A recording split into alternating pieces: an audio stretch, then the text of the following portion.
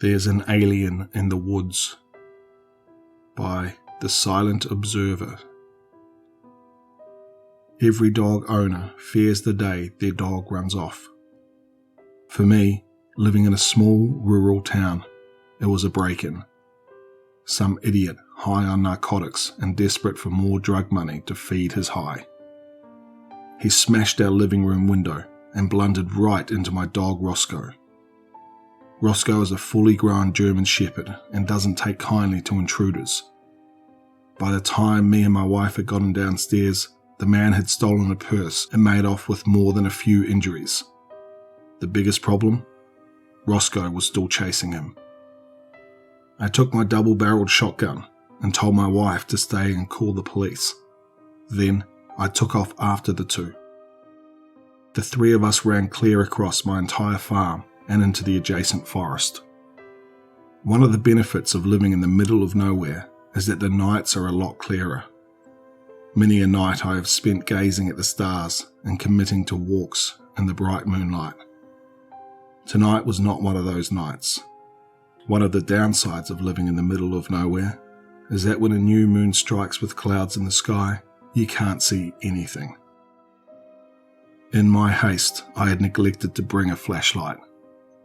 I had to rely on the sound of barking, running, and snapping twigs to get by. It wasn't enough. Pretty soon I had stumbled my way into being lost with only a vague direction to continue my pursuit. It was then I started to hear something. A repeating click echoing through the trees. All the animals that made that kind of noise were asleep, and it was far too deep and powerful to be a bat. The sound was concerning, but nothing compared to what I heard next. Roscoe's barking started coming from two directions, but it was unmistakably his voice, both of them. But one was moving fast. Even with the trees in the way, I could tell this thing was moving at least as fast as a fully grown elk running through an open field. Roscoe started to respond, and after a quick back and forth, the panicked intruder started to catch on. I can't even imagine what his coked-out brain was thinking at the time. 2 dogs, after a botched robbery? It was no surprise when he began to shout profanities, but those profanities were cut off almost immediately. There was no scream, just a crack and silence. My dog had a very different reaction. His aggressive barks had turned fearful, but Roscoe went too quiet after a yelp and a thud. As for me, I was angry. I didn't know what the hell was going on, but I did know that something hit my dog. It didn't matter if it was a bear out for a late night snack or a Wendigo. I was going to pump that sucker full of lead and get Roscoe out. I burst onto the scene, screaming obscenities and threats that would have made my local church bar me from entry. No bodies. No sign of life. Nothing but a giant splatter of blood covering an entire tree trunk. I continued. In hindsight, I must have looked like a chicken with its head cut off with how furiously and randomly I was bounding about. But I was on a mission and there wasn't anything that had stopped me. Or so I thought. The thing must have been at least 12 feet tall, 6 massive clawed limbs, 2 legs and 4 arms. An exoskeleton as white as snow and a singular massive eye as black as night. Organs of unknown purpose were embedded into the horn-like growths on the side of its head, a mesh of flesh that made me want to vomit. Trypophobia, I think the term is. Right below it all was a big maw of needle-like teeth. Yeah, I froze. So did it. And then I decided that blowing the demon spawn's head off was the right play.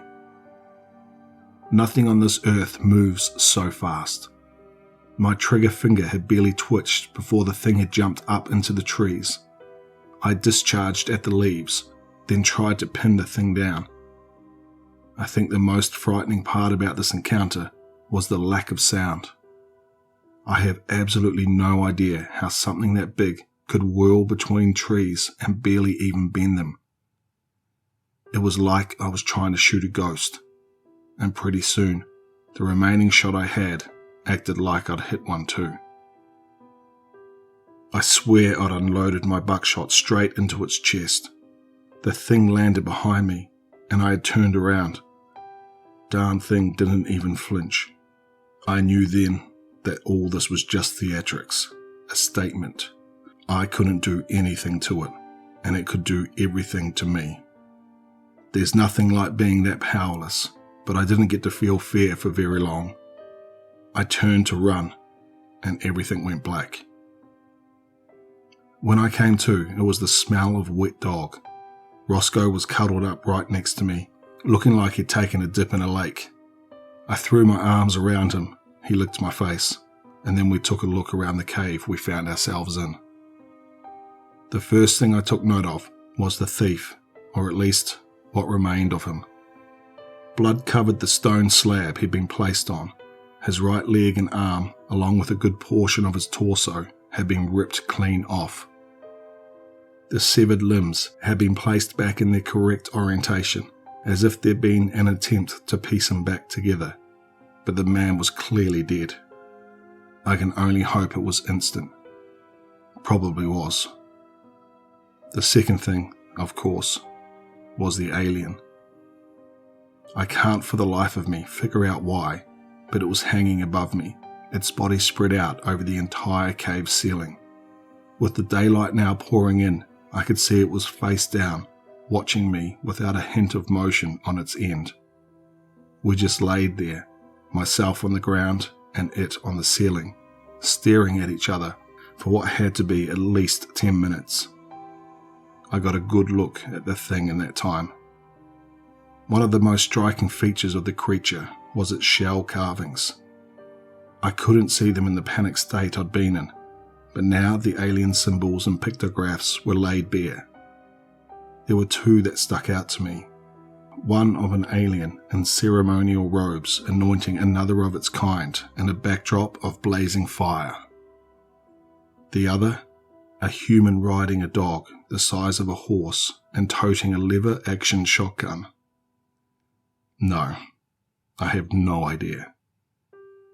After an eternity of wondering if the thing was conducting some alien mating ritual, it finally moved from its statue-like state. Its mouth said something, a long sentence. I could only pick out a few words. The bargain, death, heresy. The kind of words that can shake a man to his very soul, far from reassuring. What confused me more, however, is that there were clearly other human languages dotted throughout. I could tell the alien spoke with a confident fluency, but what he was saying was a patchwork of foreign and understandable words. Variable word spam, if you will. I just asked what the actual hell it was in return.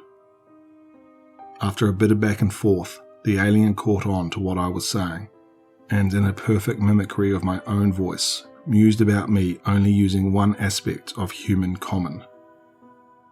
It then apologized for the thief's death, stating that it was used to humans being more sturdy. I had no idea what to say, but it didn't seem to want me to say anything. It slowly climbed down from its perch, never breaking eye contact as it did so. The alien cleared up who the intruder had been, clearly making sure he hadn't been a friend of mine, before asking me a favor. Keep people from snooping around. Apparently, it had deduced that I was just some random Joe, and it didn't see the point in being hostile. It would let me go as long as I promised to dissuade people from poking about in its territory while it acclimated to old Earth. Yeah, old Earth. Seeing no other option, and wholly incentivized to not let anyone near this thing, I agreed. The alien then reached across the cave with its long arms and picked up my wife's purse from behind the stone slab. I noticed it was speckled with blood and dirt as it was dropped into my lap. Roscoe smelled it, seemingly not even bothered by the giant in front of us. The spectre said that it had been told long ago that warm water and dish soap would do the trick. Then it sent me on my way. When I got back, I learned pretty fast that a good 9 hours had passed since I'd run off into the forest. I told police that I'd shot the guy, but he'd gotten away, dropping the bag in the scuffle. Then we both had encountered a late-night bear. Yeah, it raised some eyebrows, but it worked for the time being. My wife knew better, of course. That woman could always tell when I was spouting malarkey. I just didn't know how to tell her there's an alien living in the woods. I'd sound nuts. It's really put a healthy dose of concern in her mind, and now I can't get away from the questions. Roscoe was just going on like nothing happened. You'd think with someone breaking into our home, he'd be a bit more alert, but no. He's completely aloof to an unnatural degree. And the bag. The bag. I washed the thing. Wanted to do it personally, partly as an apology to the missus. It had a note inside. Call me heresy. It was scrawled in perfect cursive. Now, when I look out into that forest, I can't help but feel like heresy is staring back at me. I've got every question in the world and no answers. If I try and tell the government, I'll be labelled as crazy. If they believe me, they get ripped to shreds before I meet the same fate. If I post about it on the internet, well, I don't know. I guess I'm looking for advice from strangers who don't even know me. All the locals, I care if they think I'm crazy. You guys, not so much.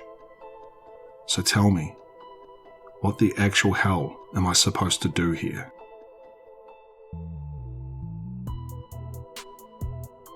I just want to thank The Silent Observer for allowing me to narrate the story. If you liked what you heard here, head over to their Reddit page and show them some love. I'll leave a link for the story in the description below. If you're new here, please consider subscribing, and as always, stay tuned for one more nightmare.